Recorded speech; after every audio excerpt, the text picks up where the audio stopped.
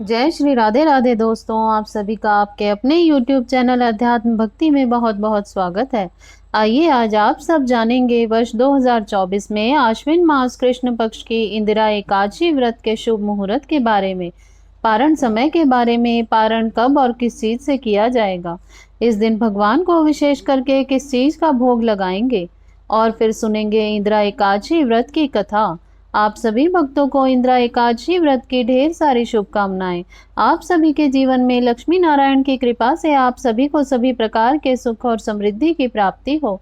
आश्विन मास कृष्ण पक्ष में पड़ने वाली एकादशी को इंदिरा एकादशी और पितृ एकादशी के नाम से भी जाना जाता है। यह सभी प्रकार के पापों को नष्ट करने वाला व्रत है तथा यह व्रत पितरों के निमित्त अगर अर्पित किया जाए तो उनका उद्धार होता है। इस दिन विशेष प्रकार से भगवान विष्णु, माता लक्ष्मी के पूजन का महत्व माना गया है और इस दिन भगवान शालिग्राम के पूजन करने का भी विधान है और साथ साथ भगवान सत्यनारायण की कथा भी श्रवण करना चाहिए। इससे अनंत फलों की प्राप्ति होती है। व्यक्ति के सभी प्रकार के पापों का नाश होता है, तभी उनके पुण्य उदित हो पाते हैं। उसके बाद ही सांसारिक सुखों की प्राप्ति होती है। आश्विन मास कृष्ण पक्ष की एकादशी तिथि प्रारंभ समय 27 सितंबर 2024 दिन शुक्रवार दोपहर 1:21 से है और एकादशी तिथि की जो समाप्ति है वह 28 सितंबर 2024 दिन शनिवार दोपहर 2:50। तो शुद्ध रूप से सभी भक्तजन 28 सितंबर को व्रत को धारण करेंगे। शनिवार के दिन 27 सितंबर को 10वीं के दिन के नियमों का पालन करेंगे। 28 सितंबर को एकादशी व्रत धारण करेंगे और 29 सितंबर को रविवार के दिन व्रत का पारण हरिवासर समाप्त होने के बाद करना चाहिए। तो द्वादशी तिथि का पहला चौथाई हिस्सा हरिवासर का होता है। तो द्वादशी तिथि की जो समाप्ति है वह 29 सितंबर 2024 दिन रविवार शाम को 4:49 पर है। तो सभी भक्तजन व्रत का पारण 29 सितंबर को सुबह 6:12 से सुबह 8:35 तक एकादशी व्रत का पारण कर लेंगे। इस व्रत का पारण गुड़ेन पारनान यानी कि गुड़ से व्रत का पारण है। यदि यह संभव ना हो सके तो आप जल और फल से भी व्रत का पारण कर सकते हैं। एकादशी तिथि के दिन ब्रह्म मुहूर्त का जो समय है वह समय सुबह 4:36 से सुबह 5:24 तक होगा। सूर्य उदय का जो समय है सुबह 5:49 और शाम को सूर्यास्त का जो समय है वह 5:27 होगा। एकादशी तिथि के दिन नक्षत्र जो कि अश्लेषा नक्षत्र रात्रि 3:38 तक होगा। उसके बाद मघा नक्षत्र योग जो कि सिद्धि योग होगा रात्रि 11:51 तक। उसके बाद साध्य योग होगा। इस दिन भगवान का गंध पुष्प धूप दीप आदि से पूजन करना चाहिए। भगवान को तुलसी दल पीले पुष्प विशेष करके अर्पित करें और खास करके इस दिन नैवेद्य में भगवान विष्णु को तिल और गुड़ का भोग लगाने का विशेष महत्व है। तो भगवान को गुड़ तथा तिल से मिश्रित आदि का भगवान को अवश्य ही भोग लगाएं और भोग लगाते समय तुलसी दल डालकर ही भगवान को भोग लगाना चाहिए। तो आइए अब सुनते हैं आश्विन मास कृष्ण पक्ष इंदिरा एकादशी व्रत की कथा। तो बोलिए प्रेम से भगवान विष्णु की जय, माता लक्ष्मी की जय, एकादशी माता की जय, सर्व देवी देवताओं की जय। बहुत समय पहले की बात है।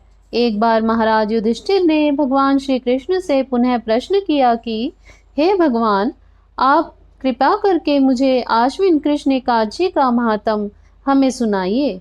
इस एकादशी का नाम क्या है तथा इस एकादशी के व्रत करने से कौन कौन से फल मिलते हैं, तो सब समझा कर कहिए। इस पर श्री कृष्ण भगवान बोले कि हे राजश्रेष्ठ, आश्विन मास के कृष्ण पक्ष की एकादशी का नाम इंदिरा एकादशी है। इस एकादशी को व्रत करने से समस्त पाप नष्ट हो जाते हैं तथा नरक में गए हुए पितरों का उद्धार हो जाता है। हे राजन, इस एकादशी की कथा सुनने मात्र से ही वाजपेयी यज्ञ का फल मिलता है। प्राचीन सतयुग में महिष्मती नाम की नगरी में इंद्रसेन नाम का प्रतापी राजा राज्य करता था। एक समय जबकि राजा अपनी राजसभा में सुख पूर्वक बैठा था, महर्षि नारद आकाश मार्ग से उतरकर वहां आए। महर्षि नारद बोले कि हे राजन, आपके राज्य में सब कुशल है। मैं आपकी धर्मपरायणता देखकर अत्यंत प्रसन्न हूँ। तब राजा बोला, हे महर्षि, आपकी कृपा से मेरे राज्य में सब कुशल पूर्वक है। इस बार नारद जी बोले, हे राजन, मुझे एक महान आश्चर्य हो रहा है कि एक समय जब मैं ब्रह्मलोक से यमलोक को गया था तो उस जगह यमराज की सभा के मध्य मैंने तुम्हारे पिताजी को बैठा देखा था। तुम्हारे पिताजी महान ज्ञानी, दानी तथा धर्मात्मा हैं। वह एकादशी के व्रत बिगड़ जाने से यमलोक को पहुंच गए हैं। तुम्हारे पिता ने मुझसे तुम्हारे लिए एक समाचार भेजा है कि यदि मेरा पुत्र इंद्रसेन आश्विन मास के कृष्ण पक्ष की इंदिरा एकादशी का व्रत करे और उस व्रत का फल मुझे दे दे तो मेरी मुक्ति हो जाए, इस लोक से छूटकर मैं स्वर्ग लोक वास करूं। जब राजा ने महर्षि नारद जी से ऐसे वाक्यों को सुना तो उसे अत्यंत दुख हुआ और इंदिरा एकादशी व्रत की विधि पूछने लगा कि हे नारद, अब आप मुझसे इस एकादशी व्रत की विधि बतलाइए।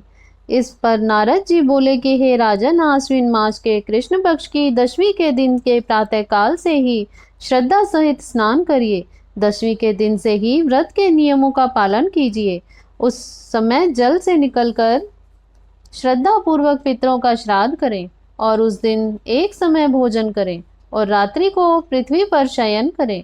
इससे दूसरे दिन अर्थात एकादशी के दिन प्रातःकाल दातुन करें और स्नान करें। उसके पश्चात भक्ति पूर्वक व्रत धारण का संकल्प लें और भगवान विष्णु के सम्मुख खड़े होकर यह संकल्प लें कि आज मैं निराहार रहूंगा और समस्त भोगों को त्याग दूंगा। इसके पश्चात कल भोजन करूंगा। हे भगवान, आप मेरी रक्षा करने वाले हैं, आप मेरे व्रत को निभाइए।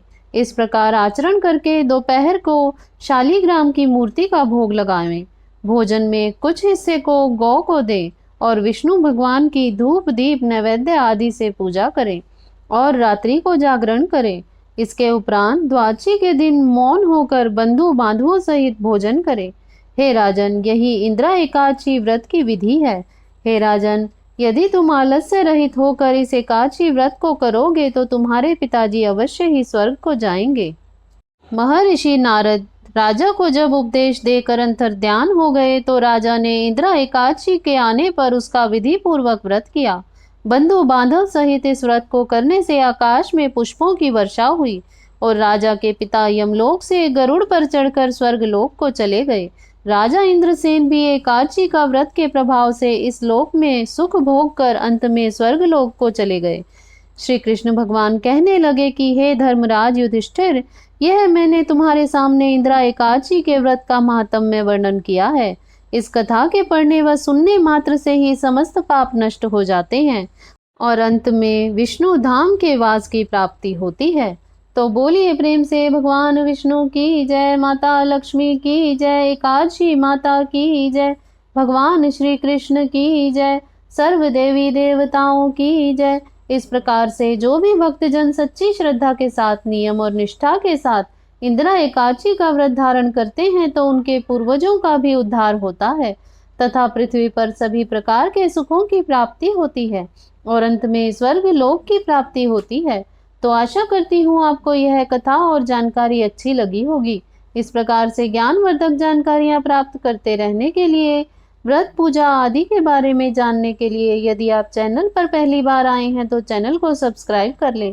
वीडियो को लाइक करें, शेयर करें। सुखी रहें, स्वस्थ रहें। जय श्री राधे राधे। धन्यवाद।